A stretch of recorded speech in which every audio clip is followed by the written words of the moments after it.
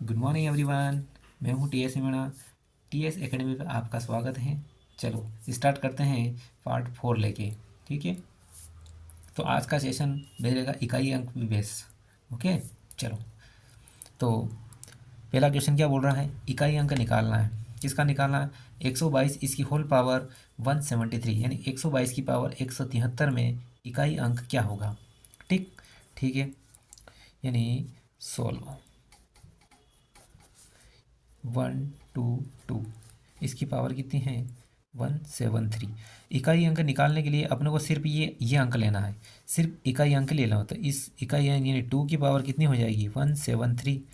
ठीक है, अपने को इकाई अंक लेने के लिए सिर्फ इकाई अंक लेना, कितनी भी बड़ी संख्या आ जाए इकाई अंक ले लेना। इकाई अंक ये।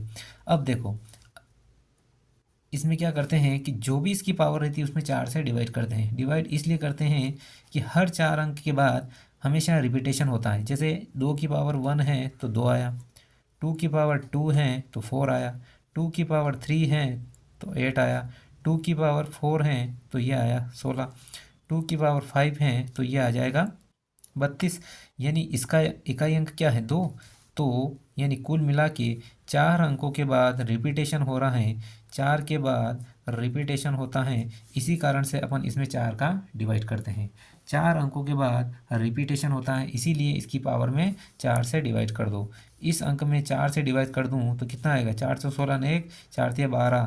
ठीक है, कितना आएगा? 4 चौक 16, एक इधर गया, 4 तिया 12, बचा कितना है? 2 की पावर 1। ठीक है, यानी ये 2, यही इसका आंसर है। ठीक है, आंसर इकाई अंक कितना आएगा? 2।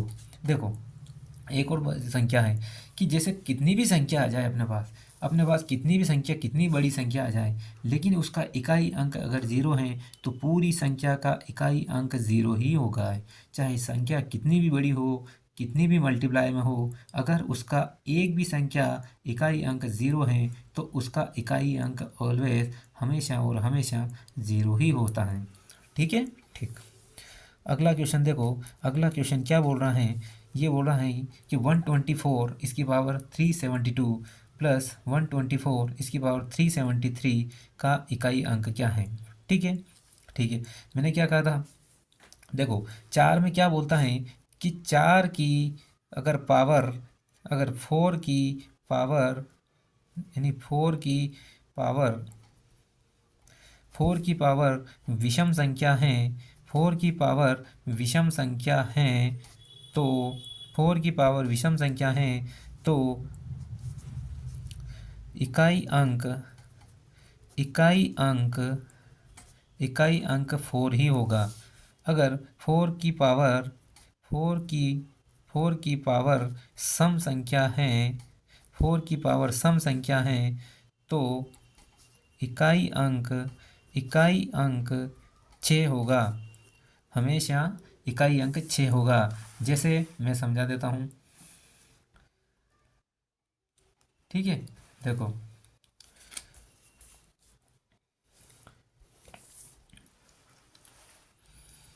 जैसे यहाँ क्या है? 4 की पावर विषम संख्या ली तो 4, 4 की पावर सम संख्या ली तो 16, यानी इकाई अंक कितना है? 6।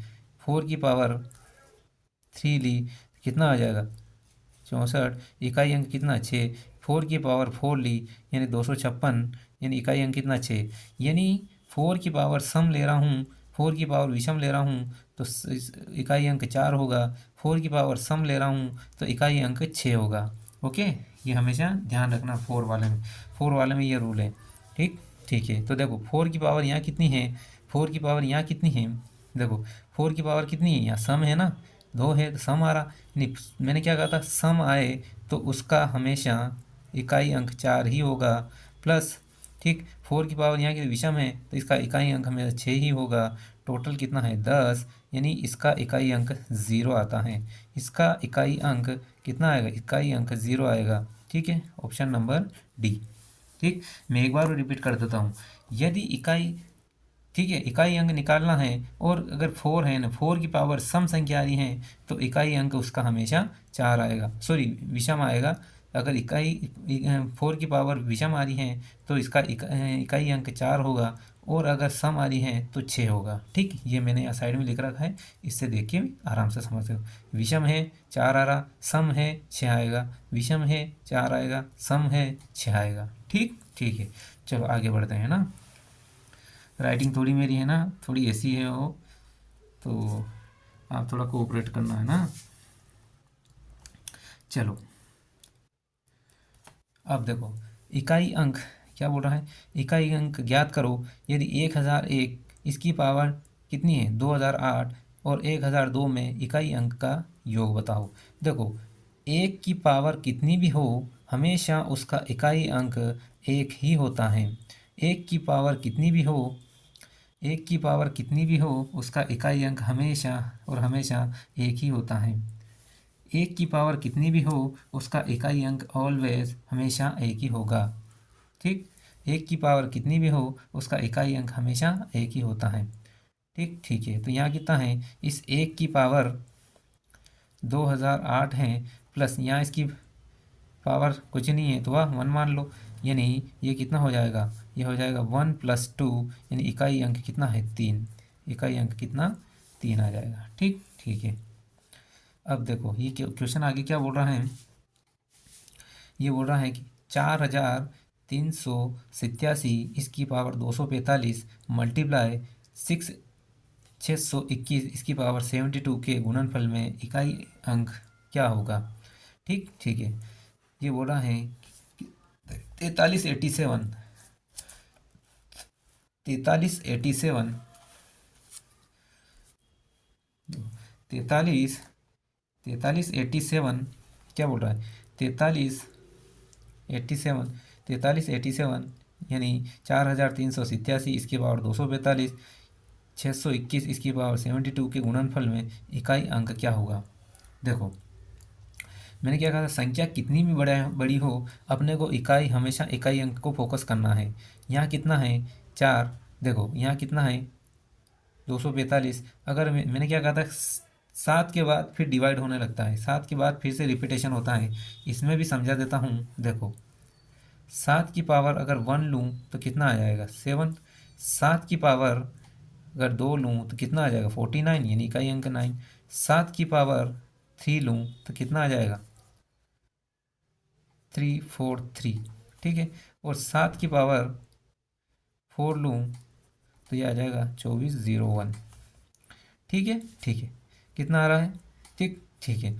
अब 7 की पावर 5 लूँगा तो फिर से रिपीटेशन होने, यानी 4 अंकों के बाद हमेशा हर संख्या में रिपीटेशन होता है। इसी वजह से अपन इसमें 4 का डिवाइड करते हैं। तो 7 की पावर मैंने क्यों क्या इकाई अंक लेना है बस, तो ये इसकी पावर कितनी है 245 और मल्टीप्लाई यहाँ कितना है 1, इस 1 की पावर 72। ठीक है, तो ये तो 1 ही होगा।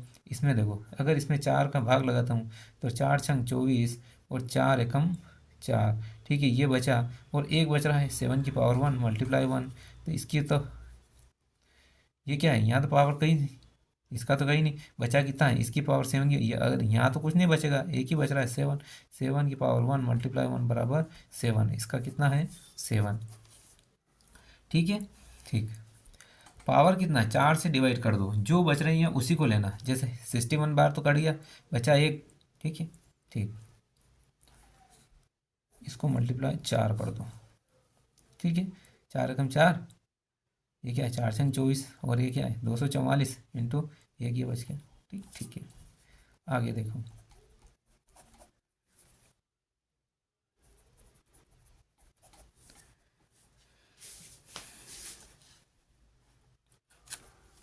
देखो क्वेश्चन क्या बोल रहा है कि 25 की पावर 625 प्लस 36 की पावर 528 प्लस 73 की पावर 54 में इकाई अंक क्या होगा।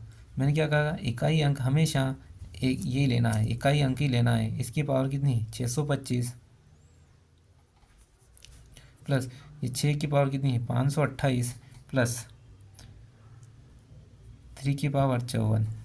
ठीक है, मैंने क्या कहा था 4 का ओनली डिवाइड, एक ही फॉर्मूला है, 4 से डिवाइड कर दो, हमेशा रिपीटेशन पकड़ेगा। खाली 4 की पावर ध्यान रखना, 4 की पावर में क्या होगा, विषम है तो 4, सम है तो 6 आएगा।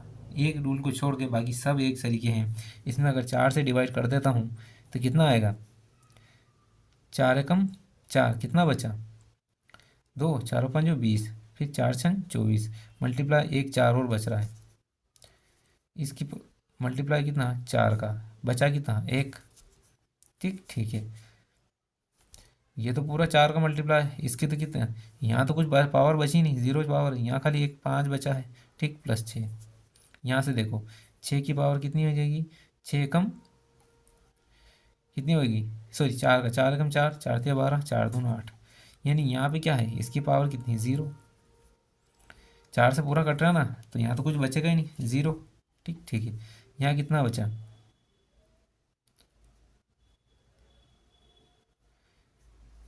यहाँ से कितना बचेगा, 13 चौका 52, 13 चौके 52, और एक 3 की पावर कितनी बचेगी, 2। यहाँ से कितना 5, यहाँ से कितना 1, यहाँ से कितना बचेगा, यहाँ से बचेगा 3 तिया 9, कितना हो गया 10 ने 5 15, तो यहाँ पे कितना बचेगा 5। यही इसका इकाई अंक है, यही इसका इकाई अंक है। ठीक ठीक है, आगे देखो, आगे क्या बोल रहा है,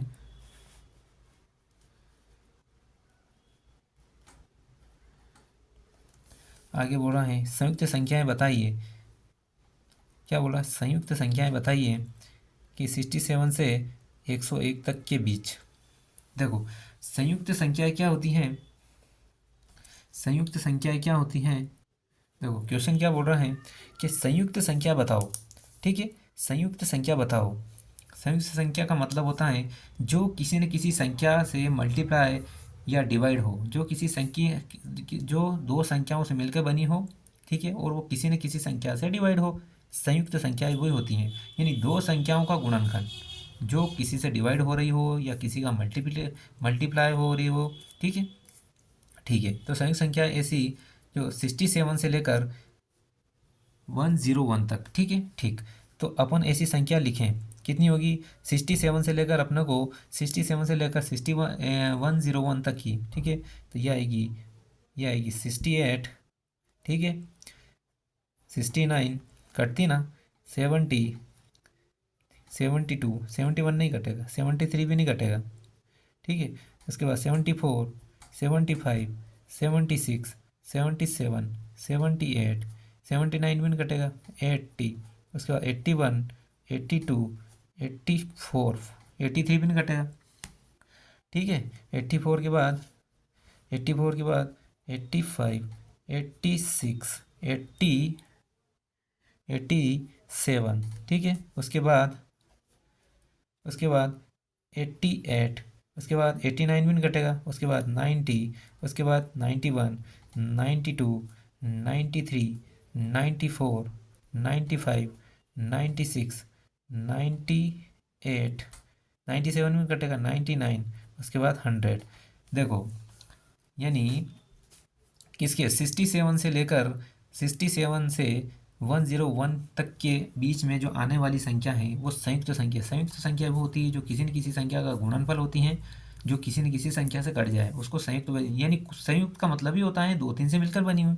ठीक है, अब देखो ये कितना है, 1 2 3 4 5 6 7 8 9 10 11 12 13 14 15 16 17 18 19 20, 19 20 21 22 23 24 25 26 27, यानी ये संख्या है 27। ओके, चलो आगे देखो क्वेश्चन, अगला क्वेश्चन क्या बोल रहा है, दो पूर्णांक जिनका गुणनफल 24 है के योगफल का न्यूनतम मान कितना होगा।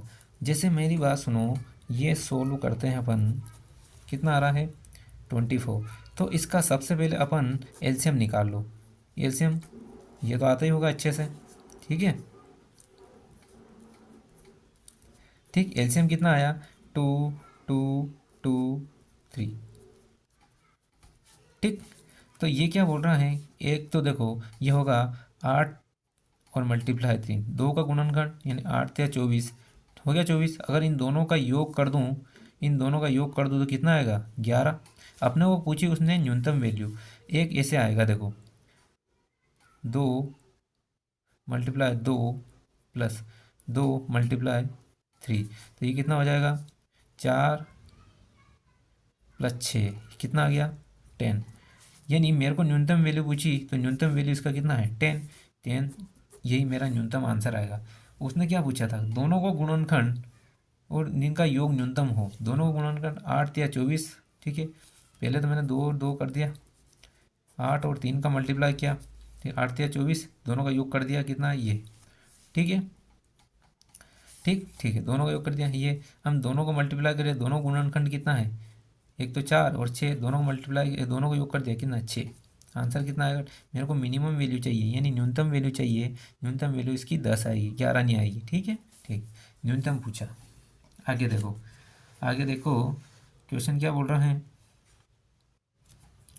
आगे क्वेश्चन बोल रहा है यदि किसी भिन्न का अंश, किसी भिन्न का अंश 2 अंकों का गुणनखंड, किसी भिन्न का अंश 2 अंकों का गुणनफल है, एक संख्या दूसरे से 2 अंक अधिक हैं, बड़ी संख्या हर से 4 छोटी है, यदि हर ये हैं तो भिन्न का न्यूनतम वैल्यू क्या होगा। ये क्वेश्चन बहुत अच्छा है, ये क्वेश्चन बहुत अच्छा है, आया हुआ भी है एसएससी में, रेलवे में, दोनों में। तो वो क्या बोल रहा है, मान लिया जाए कि अंश कितना है, ये मैंने मान लिया अंश। ये बोल रहा है कि अंकों का गुणनफल है, एक संख्या दूसरी संख्या से 2 बड़ी है, यानी एक संख्या ये और एक संख्या ये। ठीक, ठीक है, क्या बोल रहा है कि अंश जो है 2 अंकों का गुणनफल है जो एक संख्या से दूसरी संख्या 2 बड़ी है। जी ठीक, ठीक है। अब ये क्या बोल रहा है, यदि बड़ी संख्या को, यदि बड़ी संख्या हर से 4 अधिक, बड़ी संख्या कौन सी इसमें, ये बोल रहा है जो बड़ी संख्या है यह हर से 4 छोटी है। ये लो, हर से 4 छोटी है। क्वेश्चन में जैसा कह रहा है वैसे ही करते जाओ। बड़ी संख्या है, ये बोल रहा है किसी भी संख्या का अंश 2 संख्याओं का गुणनफल है जिसमें एक संख्या 2 बड़ी है, एक संख्या दूसरी से 2 बड़ी है। ठीक है, ठीक। अब ये बोल रहा है जो बड़ी संख्या जो है वह हर से 4 छोटी है। ये कहा हर से 4 छोटी। क्वेश्चन बोल रहा है यदि हर 7+3, 7+c है और यह नियत है तो भिन्न का न्यूनतम वैल्यू। अब हर की वैल्यू अपने को दी है तो हर की वैल्यू पुट कर दो।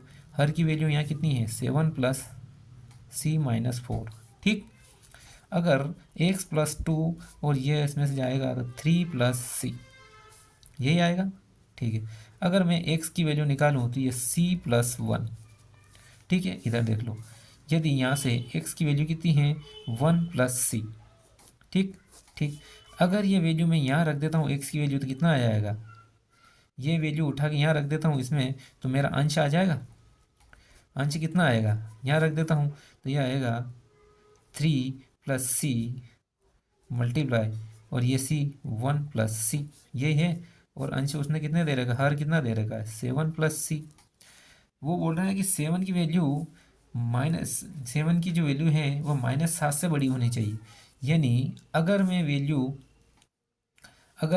पुट कर देता हूँ, यहाँ देखो, अगर c की वैल्यू में -2 पुट कर दूँ, c की वैल्यू, क्यों ऐसा इसलिए रखा क्योंकि यहाँ पे 1 और 3 है, दोनों के बीच लिया मैंने, 1 और c दोनों के बीच में लिया। ठीक है, इसीलिए यहाँ पे मैंने -2 रखा है। अगर मैं c की वैल्यू -2 रखता हूँ तो यहाँ कितना बचेगा 1 मल्टीप्लाई, यहाँ पे -2 रखूँगा तो 1 - 2 यानी -1। अगर यहाँ -2 रखूँगा तो 5। मेरा आंसर कितना आएगा -1/5। कितना आएगा -1/5। ठीक है, ठीक। आगे देखो, आगे क्या बोल रहा है क्वेश्चन। क्वेश्चन बोल रहा है